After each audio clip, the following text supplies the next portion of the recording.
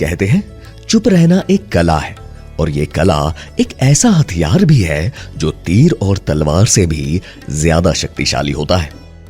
रामायण की कहानियों में अक्सर हमें अपने प्रभु श्री राम की वीरता, धर्म और भक्ति के अनोखे किस्से सुनने को मिलते हैं।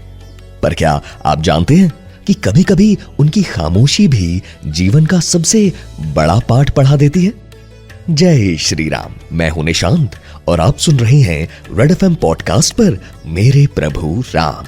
इस एपिसोड में हम लाए हैं आपके लिए रामायण की एक और अनसुनी कहानी, जो शायद आपने अपनी दादी नानी से भी नहीं सुनी होगी। आज मैं आपको सुनाऊंगा कि कैसे प्रभु श्री राम ने क्रोध की आग में जल रहे लक्ष्मण को अपनी खामोशी से एक बहुत ही गहरी शिक्षा दी। यह घटना तब की है जब प्रभु श्री राम को माता कैकेयी ने 14 साल के लिए वनवास भेजा था। माता कैकेयी ने यह फैसला उस वक्त लिया था जब भरत उनके पास नहीं थे, क्योंकि वो ये जानती थी कि अगर भरत वहां होते तो वो राम को वनवास कभी नहीं जाने देते।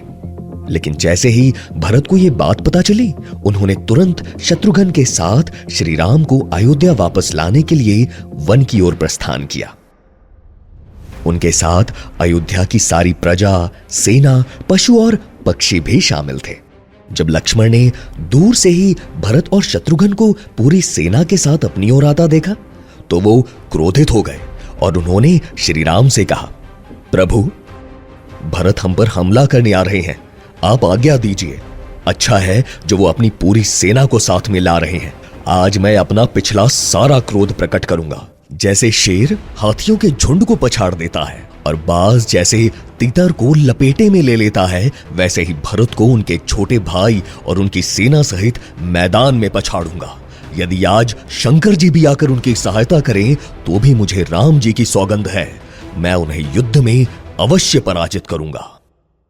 लक्ष्मण अपने क्रोध में अपने विचारों पर इतना ज्यादा विश्वास कर रहे थे कि वो ये नहीं समझ पाए कि भरत ऐसा कभी नहीं करेंगे। श्री राम ने उन्हें शांत कराने की कोशिश नहीं की। उन्होंने बस इतना कहा कि लक्ष्मण, भरत तुम्हारे विचार से बिल्कुल अलग है।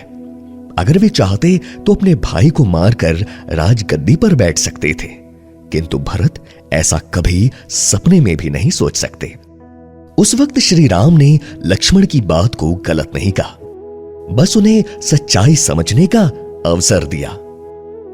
और जब भरत अपनी सेना के साथ वहां पहुंचे तो वो श्री राम को गले लगाकर रोने लगे। उनके आंसू रोकने से भी नहीं रुक रहे थे। भरत और शत्रुघ्न बार बार श्री राम से अयोध्या वापस चलने की विनती कर रहे थे। ये देख के लक्ष्मण को अपनी गलती का एहसास हो गया। उन्होंने तुरंत भरत को गले से लगा लिया और उनसे और प्रभु राम से अपने विचारों के लिए क्षमा मांगी।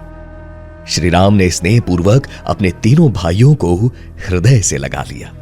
भरत और शत्रुघ्न ने पुनः उनसे निवेदन किया कि प्रभु, आप वापस चलिए, राजगद्दी सिर्फ आपकी है।